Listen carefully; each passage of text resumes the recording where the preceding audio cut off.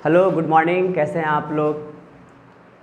आज हम लोग पढ़ेंगे क्लास 10th का second part of human I. First part में हम लोग ह्यूमन आई जाने थे, उसके पार्ट्स जाने थे। आज हम लोग सेकेंड वीडियो में पढ़ेंगे power of accommodation and defection of vision. बहुत बढ़िया टॉपिक है। इससे हमें पता चलता है कि हमारी आई दूर और नियर के ऑब्जेक्ट को एक साथ कैसे देख लेती है।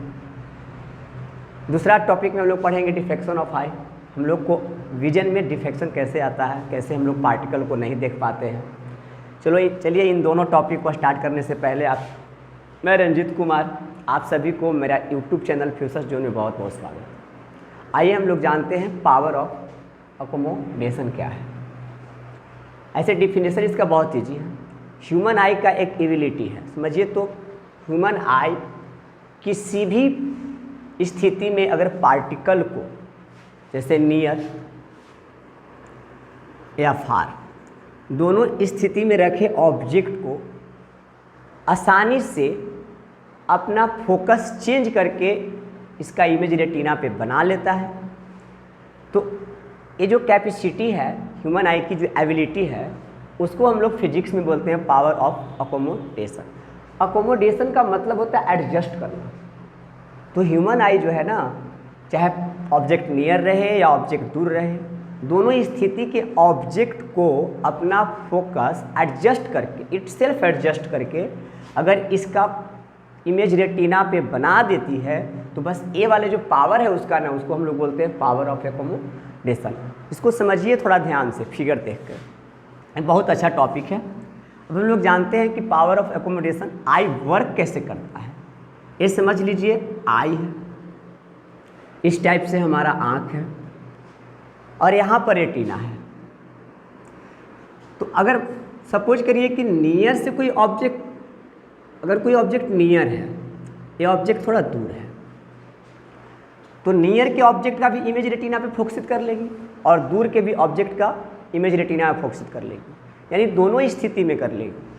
तो दोनों स्थिति में रेटिना पे इमेज को फोकसित करने के लिए आखिर पावर ऑफ अकोमोडेशन वर्क कैसे करता है।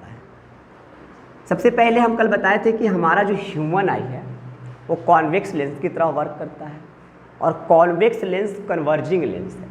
अब जो लाइट नियर से जाएगी वो इस तरह से जाएगी। ऑलरेडी ये जो लाइट है ना वो कन्वर्ज है, तो कन्वर्जिंग लाइट को वापस कन्वर्ज करना थोड़ा मुश्किल काम है, ठीक है। जो रे दूर से जाएगी वो तो सीधे स्ट्रेट जाएगी। तो चलिए, स्ट्रेट लाइट को कन्वर्जिंग लेंस आसानी से कन्वर्ज कर सकती है। तो दूर की वस्तु में तो कोई दिक्कत नहीं है, लेकिन जो वस्तु नियर में है, जो वस्तु की लाइटें नियर से रिफ्लेक्ट होकर ह्यूमन आई पे जा रही है, उसको वापस कन्वर्ज करना ह्यूमन आई के लिए थोड़ा मुश्किल काम होती है। तो हम लोग जानते हैं हमारा जो ह्यूमन आई था एक डायफ्रेम में एडजस्ट था, जिसको हम लोग सिलियरी पेशिया बोल रहे थे। सिलियरी पेशिया क्या करता था कि ह्यूमन आई के लेंस को, चाहे ऑब्जेक्ट दूर हो या ऑब्जेक्ट नियर हो, उसे फ्रीली मूव करने में हेल्प करता था। कभी कभी लेंस को मोटा होना पड़ता है, कभी कभी लेंस को पतला होना पड़ता है। तो इन दोनों स्थिति में जो एडजस्टमेंट देता है वो सिलियरी पेशिया देती है। और ये जो सेल्फ एडजस्ट करने की ह्यूमन आई में पावर है, उसी पावर को हम लोग पावर ऑफ अकोमोडेशन बोलते थे। अब देखिए, जो लाइट नियर से आ रही है वो ऐसे ह्यूमन आई पे आएगी। अब ह्यूमन आई वापस इसको कन्वर्ज करके रेटिना पे कटाएगी, तो हमें इमेज बनना है। इमेज तभी आपको दिखाई देगा जब ऑब्जेक्ट किसी भी स्थिति में हो, लेकिन आपका इमेज रेटिना पर ही बनना चाहिए। इसमें से भी जो इमेज इस तरह से रेज आ रही है वो आके रेटिना पे कटेगी, तभी आपको दिखाई देगा। मतलब स्थिति चाहे जो हो ऑब्जेक्ट की, इमेज की जो स्थिति होगी वो हमेशा रेटिना पे होगी। आप सपोज कीजिए कि यहाँ पे आई लेंस है और यहाँ पर इमेज बन रहा है, तो आई लेंस और इमेज के बीच का जो डिस्टेंस होगा वी होगा, यानी वी आपका कांस्टेंट होगा। ह्यूमन आई में समझने वाली सबसे बड़ी बात यह है कि ह्यूमन आई का फोकस चेंज हो सकता है, ऑब्जेक्ट का पोजीशन चेंज हो सकता है, लेकिन ह्यूमन आई में जो इमेज की क्राइटेरिया है वो कभी चेंज नहीं होगा, क्योंकि इमेज जब भी बनेगा तो रेटिना पे बनेगा। और इमेज कौन बनाएगा? ह्यूमन आई में आई लेंस बनाएगा, जिसको क्रिस्टलाइन लेंस हम लोग बोलते थे। तो इसकी जो डिस्टेंस है वो हमेशा कांस्टेंट रहेगी। अब समझते हैं, जो वस्तु नियर थी, यहाँ पर थी, वो ऐसे ह्यूमन आई पे गई और कन्वर्ज होकर रेटिना पे कटी।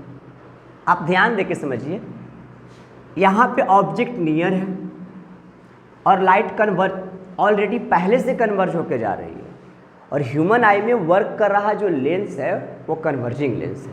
तो कन्वर्ज लाइट को वापस कन्वर्ज करना थोड़ा मुश्किल काम है। तो ये क्या करता है कि अपना पावर को थोड़ा सा बढ़ा लेता है। थोड़ा सा यहाँ पे समझिए, पावर बढ़ने के पीछे लेंस के साइज में किस तरह का बदलाव आएगा। देखिए पावर जो होता है ना वो फोकल लेंथ का इन्वर्स पॉइंट होता है। इस मतलब सीधे समझिए कि अगर पावर बढ़ाएंगे तो फोकल लेंथ घटाना पड़ेगा, अगर फोकल लेंथ बढ़ाएंगे तो पावर घटाना पड़ेगा। अब हम पावर को समझते हैं, अगर किसी लेंस को अपने साइज से थोड़ा अधिक मोटा कर दें उसका फोकल लेंथ बढ़ जाएगा, और अगर किसी लेंस को उसके साइज से थोड़ा अधिक पतला कर दें तो उसका फोकल लेंथ घट जाएगा।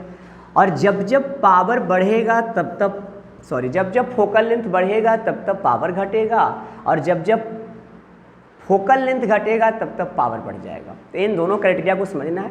अब यहाँ पे कन्वर्जिंग लाइट को वापस कन्वर्ज करना है, तो ये जो डायफ्राम में जो लेंस है वो लेंस को थोड़ा सा मोटा कर देता है सीलियरी पेशिया, तो इसकी जो फोकल लेंथ है वो बढ़ जाती है और आसानी से कन्वर्जिंग लाइट को वापस कन्वर्ज करके रेटिना पे फोकसित कर देती है, जिससे हमें नियर की वस्तु आसानी से दिख जाती है।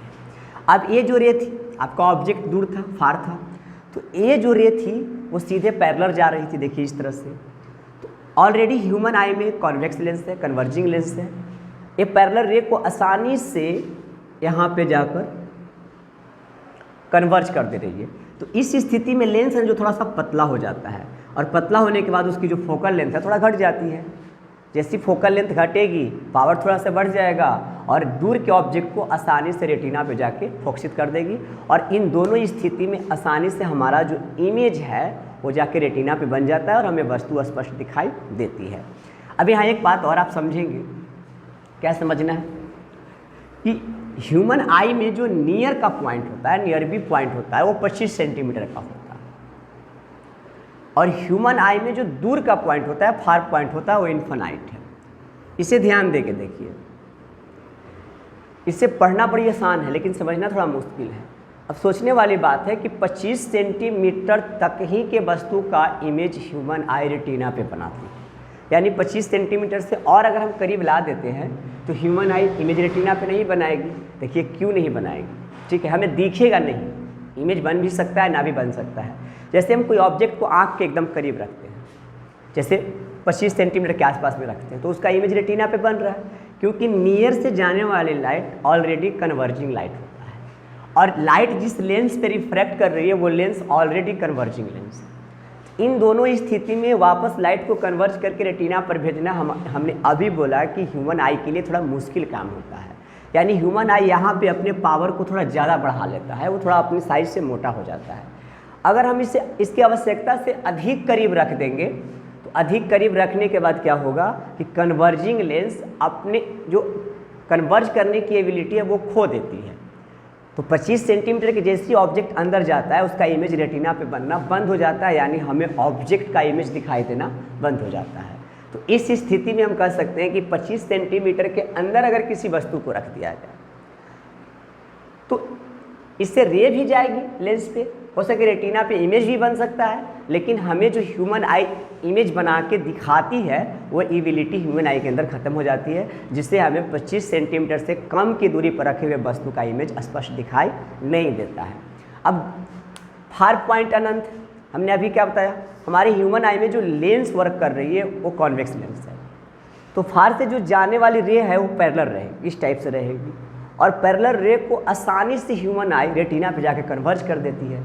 इसलिए अगर दूर की वस्तु अनंत तक भी है, बहुत दूर भी है, तो हम उसे स्पष्ट दिखाई दे सकता है। मैग्नीफिकेशन यहाँ पे थोड़ा घटेगा, ऑब्जेक्ट अपने साइज में दिखाई नहीं देगी, ऑब्जेक्ट अपने साइज से थोड़ा बड़ा और थोड़ा छोटा दिखाई देगी। अब सोचने वाली एक और बात है, बात यह है कि अगर इस लेंस पे कोई वस्तु आकर रिफ्रैक्ट हो रही है, उसका इमेज रेटिना पे बन रही है, तो रेटिना पे बना हुआ इमेज का जो नेचर है वो रियल और इन्वर्टेड होता है, ठीक है। दूसरा, इसका जो साइज है वो बहुत छोटा होता है, आई मीन पॉइंट साइज का होता है। अब खास बात यह है कि इमेज यहाँ रियल बन रहा है, रियल इमेज इन्वर्टेड बन रहा है, तो अगर हम किसी व्यक्ति को देखें तो उसे उल्टा दिखाई देना चाहिए था, लेकिन वो जो ऑब्जेक्ट है हमें उल्टा दिखाई नहीं देता है, सीधा दिखाई देता है। तो तो ये जो सीधा करने वाली एबिलिटी जो होती है ना, बस इसमें होती है, पावर ऑफ एकोमोडेशन में होती है। जैसे ऑब्जेक्ट यहाँ पर रिफ्लेक्ट होता है, रिफ्लेक्ट होने के बाद उसका इमेज बनता है, तो ये पॉइंट साइज जो है ना उसके मेन साइज में कन्वर्ट होता है। हमने अभी क्या बोला, ह्यूमन आई में एक ऐसी एबिलिटी है जो ऑब्जेक्ट को कहीं भी रखने पर उसका इमेज रेटिना पे बनेगा, और रेटिना पे जैसी इमेज रियल और इन्वर्टेड बनता है तो ये जो पावर ऑफ एकोमोडेशन है उसको वापस चेंज करता है, इन्वर्टेड को एकदम सिलेक्ट करता है, सीधा करता है। ये जो पॉइंट साइज इमेज है उसको वापस उसके अपने साइज में करके सीधा सीधा इन्फॉर्मेशन मस्तिष्क को देता है, जिससे हम पार्टिकल की जानकारी अच्छी तरह से ग्रहण कर सकते हैं। तो हम लोग इस तरह से जाने हैं कि पावर ऑफ एकोमोडेशन जो है हमारे आई में किस तरह से वर्क करता है। नियर के ऑब्जेक्ट के लिए पावर यहाँ पर ह्यूमन बढ़ा लेती है, दूर के ऑब्जेक्ट के लिए यहाँ पर पावर थोड़ा घटा लेती है। हम इन कहे तो पावर बढ़ने का मतलब है कि फोकल लेंथ घट जाता होगा, और दूसरे कंडीशन में फोकल लेंथ बढ़ जाता होगा। इमेज पोजीशन, अब देखिए हमने यहाँ पे ऑब्जेक्ट नज़दीक रखा था, अब इसमें ह्यूमन आई में जो लेंस है उसके मुताबिक लेंस का जो फार्मूला होता है वो होता है, तो ये हमेशा कांस्टेंट है, भी कभी चेंज नहीं हो सकता है। इसकी जो बीच की डिस्टेंस है वो कभी चेंज नहीं हो सकता है। अगर इस ह्यूमन आई में एक ऐसा बात कहा जाता है कि बच्चा जो है ना जन्म लेने के बाद उसका आई लेंस कभी बढ़ता घटता नहीं है। देखिए अगर आई लेंस बढ़े घटेगा तो हमेशा नेत्र लेंस और रेटिना के बीच की जो दूरी है ना वो घटते बढ़ते रहेगा। तो बच्चा को हर 2 साल के बाद डॉक्टर के पास जाना पड़ेगा, क्योंकि ह्यूमन आई में जो भी रेटिना पे फोकस होगा इमेज वो लेंस के माध्यम से होगा। तो इस तरह से हम लोग इस डिस्टेंस को हमेशा कांस्टेंट लेंगे। हाँ, ऑब्जेक्ट डिस्टेंस बदल सकता है। हमने यहाँ ऑब्जेक्ट को नियर भी में रख दिया था, यहाँ हम लोग फार्टेस्ट में यहाँ पर थोड़ा सा दूर रख दिए थे ऑब्जेक्ट को, तो ऑब्जेक्ट हमेशा ऑब्जेक्ट की जो पोजीशन है वो चेंज हो सकती है। जैसे ही आपने ऑब्जेक्ट के पोजीशन को चेंज किया आपका फोकल लेंथ भी चेंज हो जाएगा। नियर है फोकल लेंथ कुछ और हो जाएगा, जैसे ही ऑब्जेक्ट दूर जाएगा उसका फोकल लेंथ और हो जाएगा, क्योंकि फोकल लेंथ को एडजस्ट ह्यूमन आई सेल्फ करती है वो ऑब्जेक्ट के पोजीशन के अनुसार। तो हम लोग जैसे जैसे ऑब्जेक्ट के डिस्टेंस को बढ़ाएंगे वैसे वैसे फोकल लेंथ घटेगा, और जैसे जैसे ऑब्जेक्ट के डिस्टेंस को घटाएंगे वैसे वैसे फोकल लेंथ बढ़ेगा। और जैसे ही फोकल लेंथ बढ़ेगा आपकी पावर जो है ना आई की वो घटेगी, और फोकल लेंथ घटेगी तो आपकी आई की जो पावर है वो बढ़ जाएगा। इस तरह से हम लोग पावर ऑफ एकोमोडेशन को समझे। हमको लगता है कि आपको बेहतरीन समझ में आ गया होगा। पावर ऑफ एकोमोडेशन का एक डिफिनेशन लास्ट में सुन लीजिए। Ability of human I, human आई की एक ऐसी एबिलिटी है जिसके माध्यम से ह्यूमन आई अपने फोकस को एक सेल्फ एडजस्ट कर लेता है। मतलब दूर की वस्तु को भी रेटिना पर ही फोकसित करती है इमेज, नियर के वस्तु को भी रेटिना पर ही फोकसित करती है। अगर नियर भी और फार्टेस्ट के बीच में कोई वस्तु रख देते हैं तो उसका भी इमेज वो रेटिना पर ही फोकसित करती है। तो ये जो उसमें स्पेशल एबिलिटी है उसको हम लोग पावर ऑफ एकोमोडेशन बोलते हैं। इसमें 2 चीज़ का खास ध्यान रखना है कि अगर ऑब्जेक्ट दूर है तो आपकी आई लेंस की फोकल लेंथ घट जाएगी, यानी आई लेंस आपका पतला हो जाएगा। आपकी फोकल अगर आपका ऑब्जेक्ट बहुत करीब है तो आई लेंस की जो फोकल लेंथ है वो थोड़ा आपको घटाना पड़ेगा, क्योंकि यहाँ पर पावर बढ़ जाती है। तो ये दोनों स्थिति में आपको खास ध्यान रखना पड़ेगा, तो आपको पावर ऑफ एकोमोडेशन अच्छी समझ में आएगी। हम लोग नियर भी ऑब्जेक्ट यानी 25 सेंटीमीटर हमारा निकट दृष्टि है, हम 25 सेंटीमीटर के दूर तक रखे वस्तु को आसानी से देख सकते हैं। 25 सेंटीमीटर से डिस्टेंस आप थोड़ा कम करेंगे आपको ऑब्जेक्ट दिखाई देना बंद हो जाएगा। हमारा जो दूर का जो पॉइंट है देखने का वो है अनंत, इन्फिनाइट तक हम वस्तु को क्लियरली देख सकते हैं, क्योंकि इन्फिनाइट की वस्तु को देखने में उतना तकलीफ नहीं है, ह्यूमन आई को उतना ज़्यादा एडजस्ट नहीं करना पड़ता है जितना नियर की वस्तु को देखने में एडजस्ट करना पड़ता है। इसके बाद अब हम लोग पढ़ेंगे डिफेक्शन ऑफ विजन। बहुत बढ़िया टॉपिक है। देखिए इसमें बच्चा कंफ्यूज करता है। पहले हम लोग दोनों ऐसे हम लोग को 3 पढ़ना है, टोटल 5 होता है, लेकिन क्लास 10th में हम लोग को 3 ही का स्टडी करना है। देखिए फर्स्ट है आपका डिफेक्शन ऑफ विजन, जो वो है मायोपिया। मायोपिया क्या होता है, इसको अगर आप बढ़िया से पढ़ते हैं,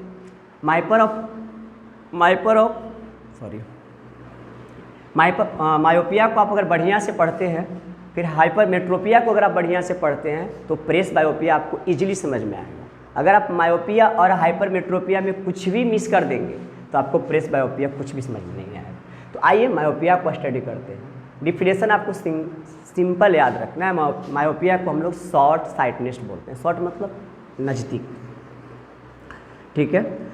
शॉर्ट मतलब नज़दीक यानी नियर।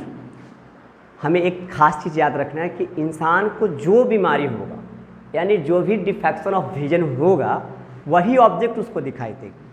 अगर किसी व्यक्ति को सपोज कीजिए मायोपिया हो गया, मायोपिया मतलब शॉर्ट साइटनेस, मतलब शॉर्ट मतलब नज़दीक, तो अगर व्यक्ति को मायोपिया हुआ है तो उसको नज़दीक की वस्तु दिखाई देगी, नियर की वस्तु एकदम साफ साफ दिखाई देगी, क्लियर दिखाई देगी। हमने क्या बोला, जो बीमारी होगा वही वस्तु आपको दिखाई देगा। जैसे इसका हम हिंदी लिखते हैं, जैसे मायोपिया का हिंदी निकट होता है, यानी निकट दृष्टि दोष होता है, तो निकट का मतलब क्या हुआ, नियर भी हुआ। तो अगर आपको मायोपिया डिफेक्शन है आपके आँख में, तो आप समझिए कि आपको सीधा सीधा निकट की वस्तु दिखाई देगा। अब आपको निकट की वस्तु दिखाई दे रहा है, इसका मतलब आपको दूर की वस्तु दिखाई नहीं दे रहा है।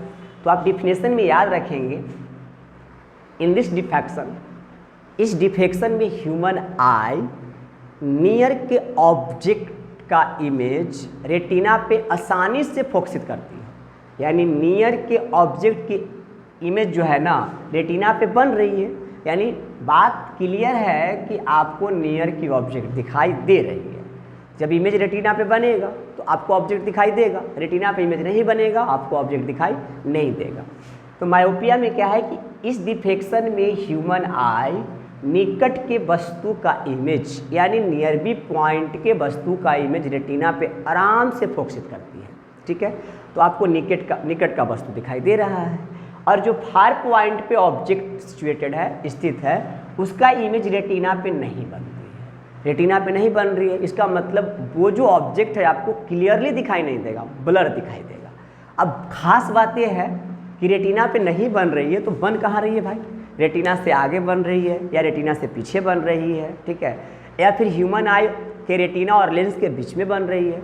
एक खास बात है समझने वाला, एक बार डिफिनेशन आप अच्छा से याद करिएगा।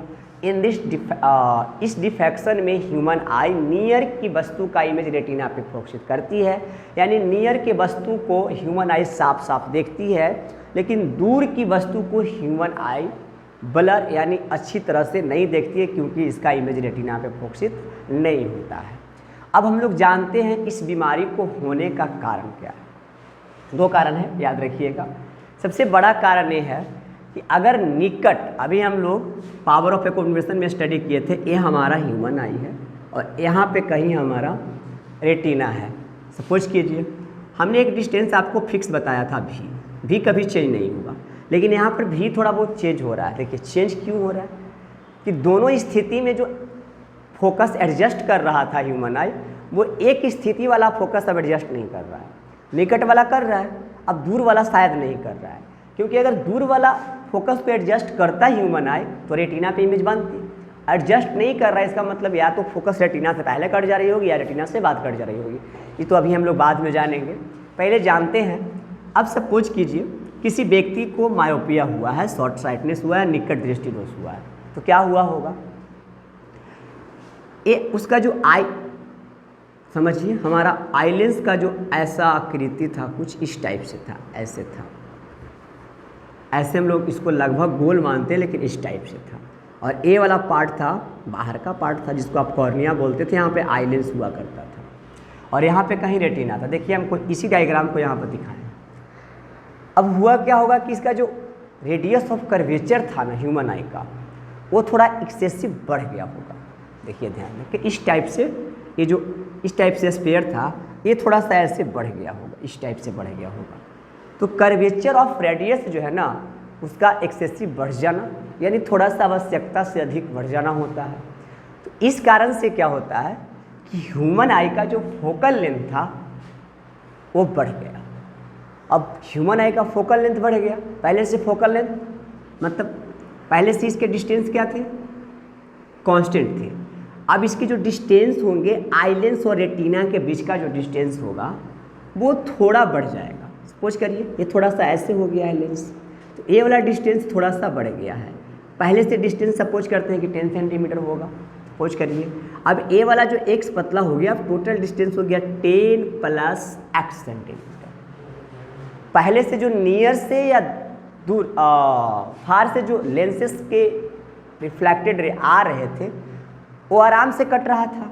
अब देखिए क्या हुआ, जो रे नियर से गई, ठीक है, वो तो आराम से कन्वर्ज होकर रेटिना पे कट गई, लेकिन जो रे दूर से आई वो डिस्टेंस बढ़ने के कारण रेटिना पे ना कट के रेटिना से थोड़ा सा पहले कट गई। देखिए ध्यान देखिए, जो रे नियर से आ रही थी, दो काउजेज था। पहला इसका रेडियस क्या था, आवश्यकता से अधिक बढ़ गया था। इसके बीच का जो फोकल लेंथ, ये जो डिस्टेंस था, आई लेंस और रेटिना के बीच का जो डिस्टेंस था वो थोड़ा सा बढ़ गया था। अब आप विचार करिए कि यहाँ पर जैसी डिस्टेंस बढ़ेगा तो नियर से आने वाली लाइट की इंटेंसिटी थोड़ा अधिक रही होगी। इस कारण से नियर वाला लाइट आसानी से कन्वर्ज होके रेटिना पे कट गया होगा, तो नियर के वस्तु उस पर्सन को दिखाई दे रहा होगा क्लियरली। जो दूर की ऑब्जेक्ट थी, मतलब यहाँ कहीं पी पॉइंट पे जो ऑब्जेक्ट थी वो रे सीधे गई, कन्वर्ज हुई। इसकी जो इसकी जो फोकल लेंथ थी ना वो थोड़ा घटी है। अभी हमने क्या बताया, लेंस जैसे ही पतला होता है उसका फोकल लेंथ थोड़ा सा घट जाता है, तो फोकल लेंथ थोड़ा सा घटी होगी। तो जो रे को पहले ये रेटिना पे कटा रही थी, अब फोकल लेंथ घटने के कारण रेटिना से थोड़ा सा पहले कटा दे रही है रे को। अब आप सपोज कीजिए आपको ऑब्जेक्ट कब दिखाई देगा, जब रेटिना पे कटेगा। उस टाइम दोनों स्थिति में ऑब्जेक्ट रेटिना पे कट रही थी, ऑब्जेक्ट का जो इमेज बन रहा था वो रेटिना पे बन रहा था, दूर वाली भी निकट वाली भी। इस स्थिति में क्या हो रहा है कि निकट वाली रे जो है ना वो जाके रेटिना पे कट रही है, तो निकट वाला ऑब्जेक्ट का इमेज आपका रेटिना पे बन रहा है, तो आपके निकट का ऑब्जेक्ट दिखाई दे रहा है। लेकिन जो रे दूर से आ रही है वो रेटिना से थोड़ा सा पहले कट रही है। जाहिर सी बात है, जब तक इमेज रेटिना पे नहीं कटेगा तब तक आपको ऑब्जेक्ट दिखाई नहीं देगा। इसका मतलब है कि ए वाला जो दूर से आ रही है ना रे, यानी दूर पे रखी हुई ऑब्जेक्ट का जो इमेज रेटिना पे बन रहा है ना वो क्लियर रेटिना पे नहीं बन रहा है, रेटिना से पहले बन रहा है, इसलिए दूर वाली ऑब्जेक्ट आपको ब्लर दिखाई देगी।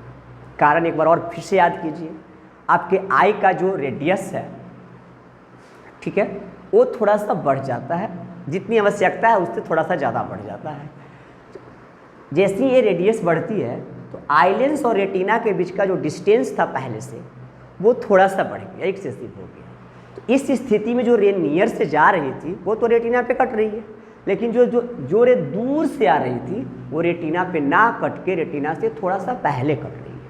तो रेटिना पे कट रही है तो ऑब्जेक्ट दिखाई देगा, यानी नियर वाला ऑब्जेक्ट आपको साफ साफ दिखाई देगा, और जो ऑब्जेक्ट दूर रखा हुआ है उसकी जो रे है रेटिना से पहले कट रही है वो ऑब्जेक्ट आपको साफ साफ दिखाई देगा ही नहीं, ब्लर दिखाई देगा। तो इस स्थिति में डॉक्टर लोग इसके करेक्शन के लिए एक उपाय निकाल दिए।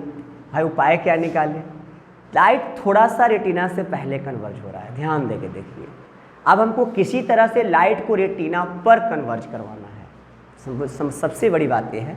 तो अब यहाँ पे हमको कोई ऐसा लेंस चाहिए जो लाइट को इस पोजीशन से थोड़ा सा और फैला दे, और जैसी लाइट थोड़ा सा और फैल जाएगी ना वो जाके वापस अपने रेटिना पे कटेगी। अब देखिए डॉक्टर लोग क्या करते हैं, डॉक्टर लोग सबसे पहले आई के जो फोकल लेंथ में डिस्टेंस इंक्रीजमेंट हुआ है उसे चेक करते हैं। अब हमने क्या बताया था आपको एग्जाम्पल, कि मान लीजिए कि पहले से आई लेंस, ए लेंस और ये रेटिना के बीच की दूरी सपोज करिए 1 सेंटीमीटर था, अब बढ़ के थोड़ा सा y सेंटीमीटर हो गया होगा, तो कितना सेंटीमीटर हो गया होगा, x plus Y centimetre, distance बढ़ गया है। हमें कोई ऐसा लेंस यहाँ पे लगाना है जो रे को ज़बरदस्ती यानी आसानी से रेटिना के पहले न कटवा के रेटिना के थोड़ा बाद कटवा दें, ठीक है। तो हम लोग इस स्थिति में क्या करेंगे, ये जो डिस्टेंस थोड़ा सा बढ़ा है उसको उतना ही डिस्टेंस हम लोग निगेटिविटी लेंस वाला ले लेंगे। अब आप समझिए ऐसा कौन सा लेंस होगा जिसकी फोकल लेंथ निगेटिविटी होगी, तो ऐसा लेंस में नाम आता है कॉनकेव लेंस का। तो हम लोग इसके करेक्शन के लिए आई के आगे एक कॉनकेव लेंस का एक चश्मा लगा देते हैं। अब देखिए कॉनकेव लेंस क्या करता है, इस फिगर को वापस समझिए। कॉनकेव लेंस क्या करता है कि जिसके कारण चश्मा लगाने के बाद उस व्यक्ति को दूर की ही वस्तु स्पष्ट दिखाई देने लगती है।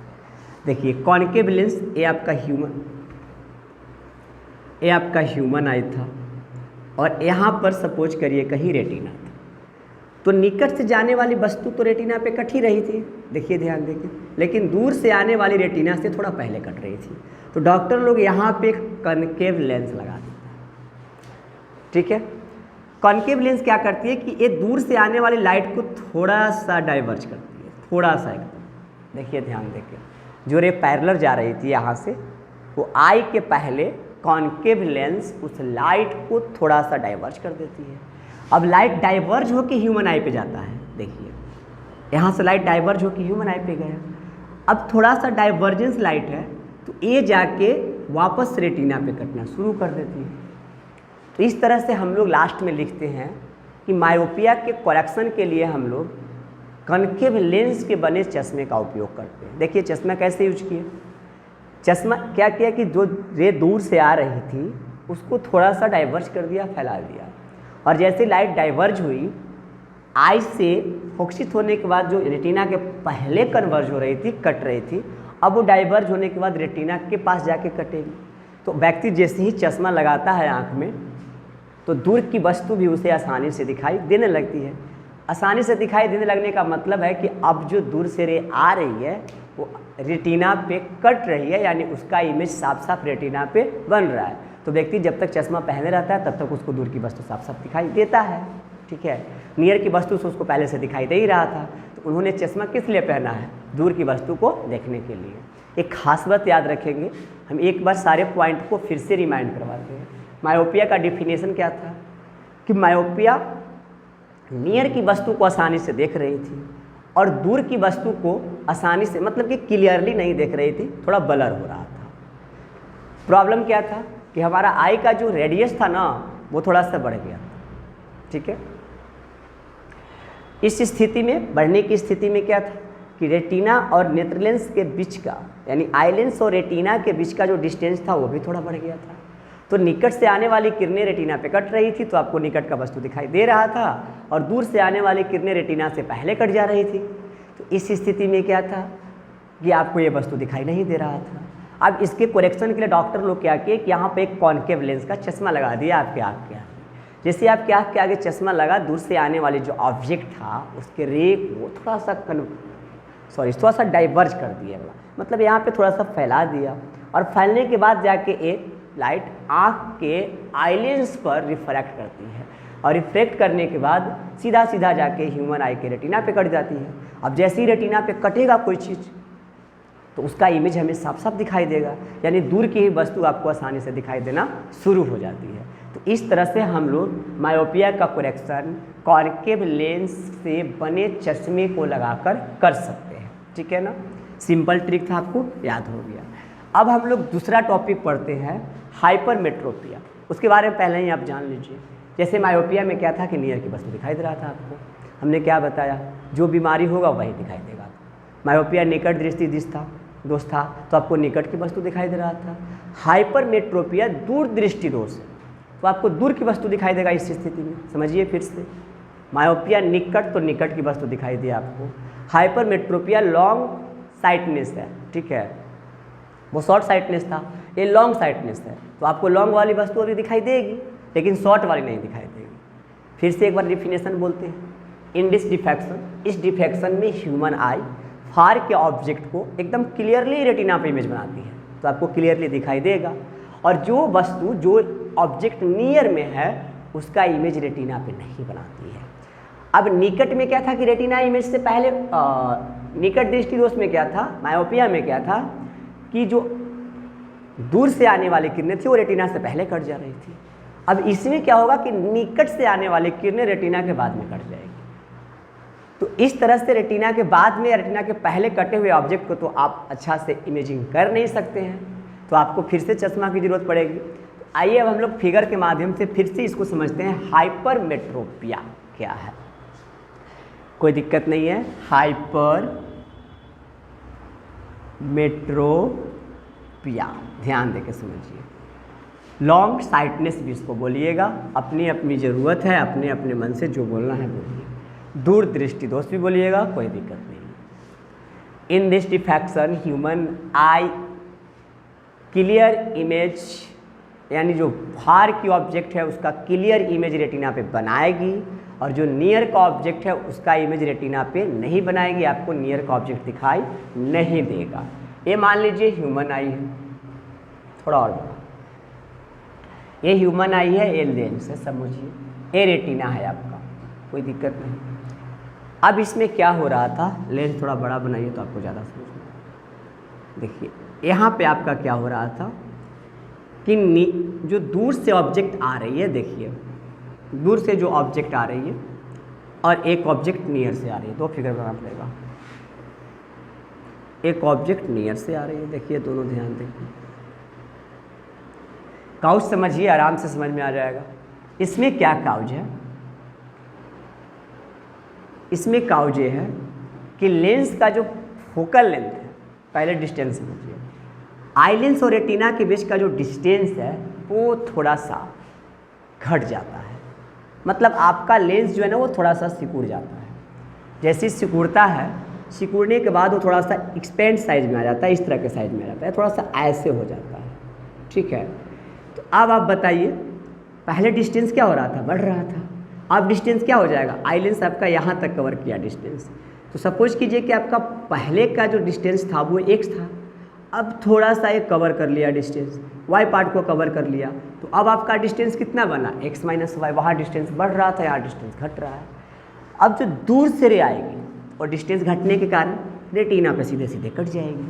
ठीक है, लेकिन पावर ऑफ एकोमोडेशन में हम लोग समझे थे कि दूर वाले लाइट को कन्वर्ज करने में थोड़ा कम दिक्कत होता है, निकट वाले लाइट को कन्वर्ज करने में थोड़ा ज़्यादा दिक्कत होता है। अब देखिए जो लाइटें नियर से आ रही है, ठीक है, वो ज़्यादा कन्वर्ज नहीं हो रही है, वो सीधे सीधे रेटिना पे ना कट के रेटिना से बाहर कट जा रही है, क्योंकि आई लेंस और रेटिना के बीच का जो फोकल लेंथ डिस्टेंस है ना वो घट गया है। ठीक है, और जो आई का फोकल लेंथ है वो बढ़ गया है। तो देखिए आई का फोकल लेंथ बढ़ गया तो नियर के जो ऑब्जेक्ट था उससे जो रे आ रही थी उसको रेटिना से बाहर फोकसित करवा दिया, और जो रे दूर से आ रही थी वो कटने कन्वर्ज होने के बाद रेटिना पे कटती है। तो जैसे ही रेटिना पे कटी तो ये दूर वाला वस्तु आपको दिखाई दिया, और ये नहीं कटी रेटिना पे तो ये वाला वस्तु आपको दिखाई नहीं दिया। दोनों कारण सेम है। अब इस स्थिति में डॉक्टर लोग क्या करेंगे कि आई को चेक करके ये पता करेंगे कितना डिस्टेंस जो है ना वो घट गया है। जितना डिस्टेंस घट जाएगा उतना ही प्लस डिस्टेंस वाला हम लोग यहाँ पे चश्मा लगा देंगे। अब प्लस डिस्टेंस चाहिए, हमारा फोकल लेंथ जो है ना, ये जो डिस्टेंस है फोकल डिस्टेंस वो घट गया है। जैसे ही फोकल डिस्टेंस घटा है तो यहाँ पे कुछ न कुछ तो आपको ऐड करना पड़ेगा। तो यहाँ पे डॉक्टर लोग इसके उपचार के लिए, इसके कोरेक्शन के लिए क्या करते हैं कि कॉन्वेक्स लेंस लगा देते हैं। अब कॉन्वेक्स लेंस क्या करता है कि नियर से आने वाले लाइट को थोड़ा सा पहले ही कन्वर्ज कर देता है, थोड़ा सा पहले कन्वर्ज कर दिया। अब कन्वर्ज किया हुआ लाइट जो है ना ह्यूमन आई पे गया, ह्यूमन आई को ज़्यादा कुछ काम करना नहीं पड़ा। ठीक है, अब ये क्या किया कि लाइट थोड़ा जो बाहर कट रही थी यहाँ पे कन्वर्ज किया, और कन्वर्ज करने के बाद जैसे ही ये लाइट ह्यूमन आई पे गई, अब ये लाइट सीधा सीधा जाके रेटिना पे कट गई। तो जैसे ही रेटिना पे कटी आपको नियर का भी ऑब्जेक्ट साफ साफ दिखाई देने लगा। तो नियर का ऑब्जेक्ट आपको दिखाई कब दिया, जब आपने यहाँ पे कॉन्वेक्स लेंस का एक चश्मा लगाया।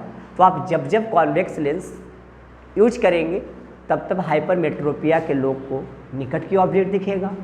ठीक है, क्योंकि उसे दूर का ऑब्जेक्ट तो साफ साफ दिखाई दे ही रहा था। अब निकट के ऑब्जेक्ट दिखाई देने के लिए उस व्यक्ति को कॉन्वेक्स लेंस का चश्मा लगाना पड़ेगा। अब आपसे एक क्वेश्चन पूछते, अब मान लीजिए कोई व्यक्ति पेपर पढ़ रहा है और पेपर पढ़ते टाइम अपना चश्मा हटा दिया, तो आप बताइए कि उस व्यक्ति को कौन सा बीमारी हुआ होगा, यानी उस व्यक्ति के आँख में किस टाइप के डिफेक्शन ऑफ विजन। सोचिए, व्यक्ति जो पेपर पढ़ रहा है ना वो बड़ा करीब से पढ़ रहा होगा, तो व्यक्ति करीब से पढ़ रहा है यानी उसको करीब की चीज़ें दिखाई दे रही है, तो उन्होंने चश्मा उतार दिया। भाई जो चीज़ दिखाई दे रही है उसके लिए चश्मा पहनने की क्या ज़रूरत है, तो उन्होंने अपना चश्मा उतार दिया। यानी वो जो व्यक्ति चश्मा पहने हुए था वो दूर की वस्तु को देखने के लिए पहने हुए था। तो आप समझिए, हम लोग दूर की वस्तु को देखने के लिए चश्मा कब पहनते हैं, ऐसा कौन सा बीमारी है जिसमें हमको दूर की वस्तु दिखाई नहीं देता है। देखिए, पहला बीमारी आपके आँख में क्या था, पहला बीमारी आपके आँख में क्या था, शॉर्ट साइटनेस। लिखने की जरूरत नहीं है, हम ऐसे ही बता देते हैं। दूसरा क्या था, लॉन्ग साइटनेस। हमने क्या बताया था कि शॉर्ट वाला में शॉर्ट दिखाई देगा, लॉन्ग वाला में लॉन्ग दिखाई देगा। तो शॉर्ट साइटनेस में व्यक्ति को शॉर्ट वाला ऑब्जेक्ट दिखाई दे रहा होगा, और उन्होंने जो चश्मा पहन रखा था वो लॉन्ग के ऑब्जेक्ट को देखने के लिए। व्यक्ति पेपर पढ़ रहा है तो नज़दीक से पढ़ रहा होगा, तो जाहिर सी व्यक्ति कि उस व्यक्ति के आँख में मायोपिया नामक बीमारी हुआ होगा। सिंपल चीज़ है। ठीक है, अब आपसे पूछा जाए कि कोई व्यक्ति दूर के ऑब्जेक्ट को देखने के लिए चश्मा पहन लिया है, इसका मतलब क्या है, उस व्यक्ति को वही बीमारी हुआ है, मायोपिया ही हुआ है, क्योंकि मायोपिया में ही दूर की वस्तु दिखाई नहीं देगा लेकिन निकट की वस्तु दिखाई देगी। अगर आपसे सेम यही क्वेश्चन को उल्टा करके पूछे, अपोजिट करके पूछे कि अगर कोई व्यक्ति पेपर पढ़ते टाइम अपना चश्मा पहन लेता है तो बताइए उससे कौन सा बीमारी हुआ है। तो आप विचार कीजिए, हाइपरमेट्रोपिया में आपको दूर की वस्तु दिखाई देती है और निकट की वस्तु दिखाई नहीं देती है।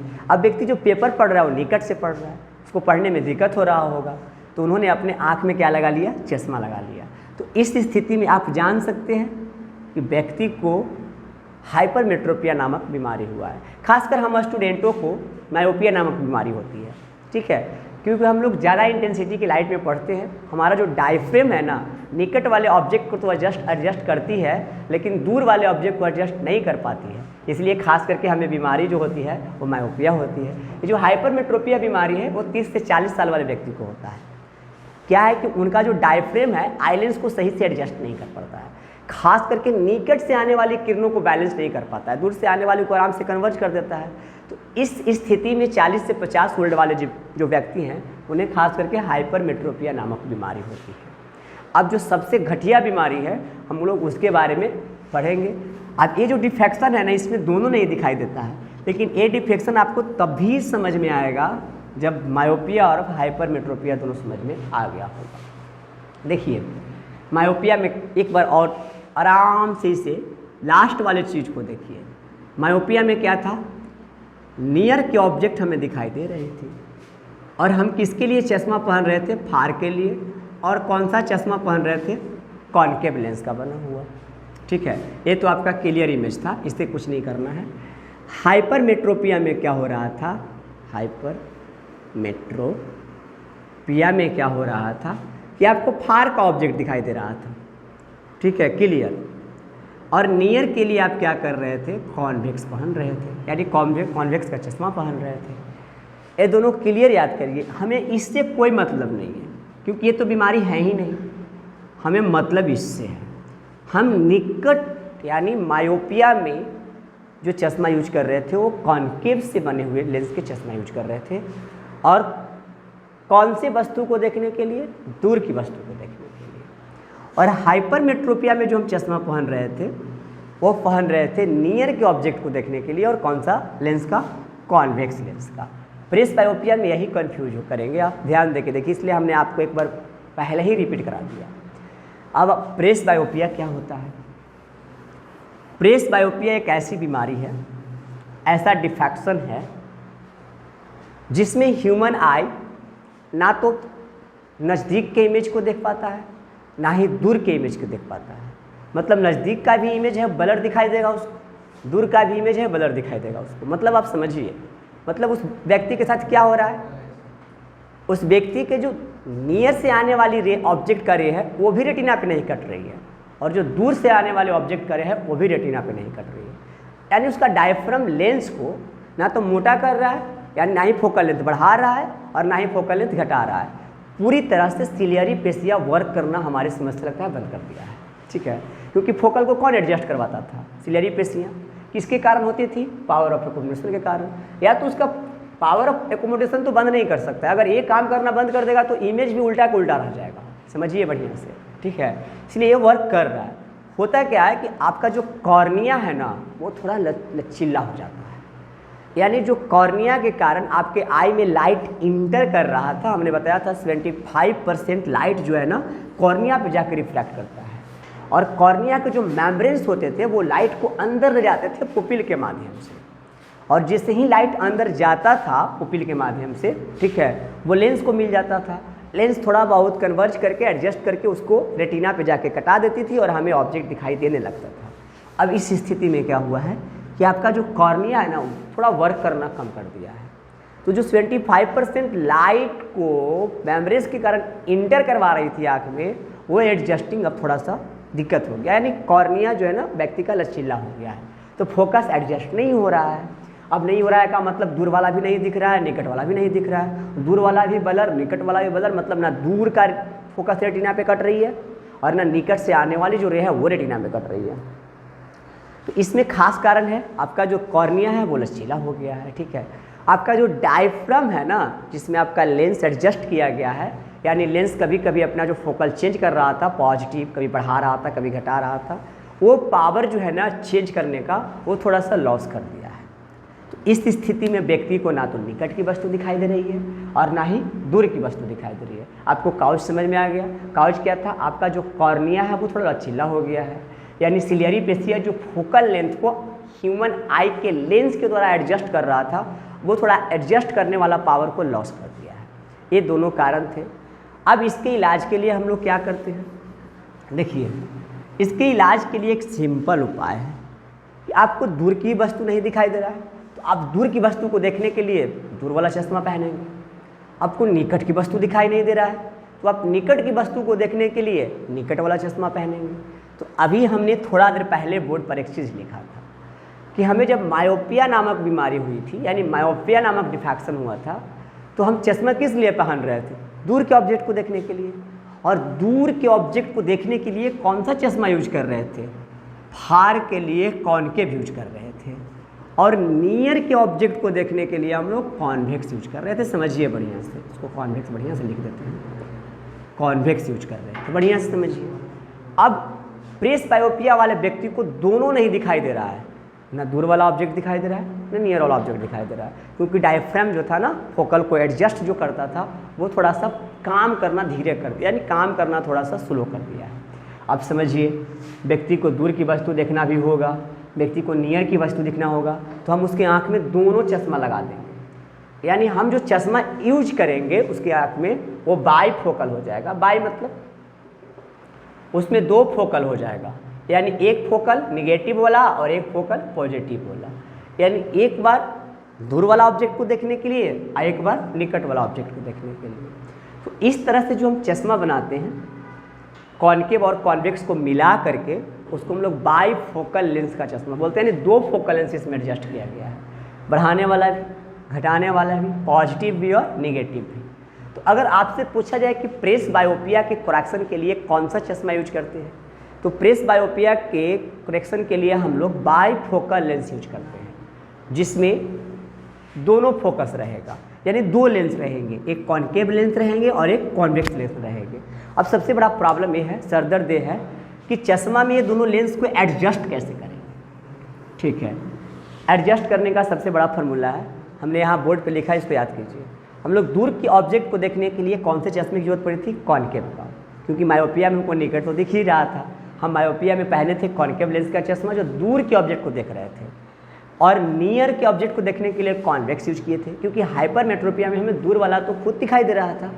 तो हम चश्मा किस लिए पहने थे? निकट वाला के लिए पहने थे। अब निकट और दूर, दूर समझ में आ गया। तो मान लीजिए अगर कोई चश्मा है, इस तरह से कोई शीशा है, तो हमें निकट की वस्तु देखने के लिए क्या चाहिए? Convex lens. तो हम नीचे वाला साइड में कॉन्वेक्स लेंस लगा देंगे। जिससे कॉन्वेक्स लेंस लगेगा, व्यक्ति को नीचे का ऑब्जेक्ट देखना होगा, अपना आई नीचे करके आसानी से देख लेगा, क्योंकि नियर भी ऑब्जेक्ट को देखने के लिए कॉन्वेक्स लेंस की ज़रूरत पड़ती है। और हम व्यक्ति के चश्मा के ऊपर वाला भाग में, मतलब कि ए वाला भाग में हम कॉनकेव लेंस लगा देंगे, ए वाला भाग में। अब व्यक्ति को दूर का ऑब्जेक्ट देखना होगा, थोड़ा सा अपने आई को ऊपर करके, यानी चश्मा को ऊपर के साइड से एडजस्ट करके देख लेगा। मतलब व्यक्ति एक ही साथ, ठीक है, दोनों ऑब्जेक्ट को देख सकता है, नियर के भी ऑब्जेक्ट को देख सकता है और दूर के भी ऑब्जेक्ट को देख सकता है।